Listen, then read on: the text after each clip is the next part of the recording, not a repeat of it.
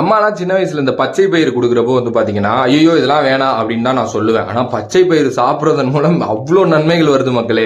இது என்ன அப்படின்னா பச்சை பயிறு நம்ம தொடர்ந்து உட்கொள்றோம் அப்படின்னா வந்து நம்மளோட ஆரோக்கியத்தை மேம்படுத்துறது மட்டும் இல்லாமல் நமக்கு வந்து இந்த சர்க்கரை நோயெல்லாம் வந்து பாத்தீங்கன்னா வந்து வராமல் வந்து இது தடுக்குது அப்படின்னு வந்து சொல்லலாம். அதே நேரத்துல உடல்ல உள்ள திசுக்கள் இருக்குல்ல அதை வந்து பாத்தீங்கன்னா நல்ல முறையில வச்சுக்கிறதுக்கு வந்து இந்த பச்சை பயிறு ரொம்ப உதவியா இருக்கு. சில மணி நேரம் வந்து நம்ம பச்சை பயிரை நல்லா ஊற வச்சு அதுக்கப்புறம் உப்பு காரம் எல்லாம் சேர்த்து வந்து பாத்தீங்கன்னா சாப்பிடலாம். காலை உணவுல வந்து இந்த ஊற வச்ச பச்சை பயிரை எடுத்துக்கிறது வந்து பாத்தீங்கன்னா நம்மளோட இதயத்தை வந்து பாதுகாக்குது அப்படின்னு வந்து சொல்லலாம்.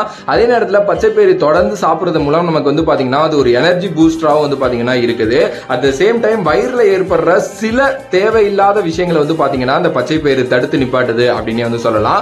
அதே நேரத்தில் நீங்க வந்து ஜிம் போறீங்க, உங்களுக்கு ஒரு டயட் ஃபுட் வேணும் அப்படின்னா பச்சை பயிறு மாதிரி ஒரு டயட் ஃபுட் வந்து எங்கேயுமே கிடைக்காது.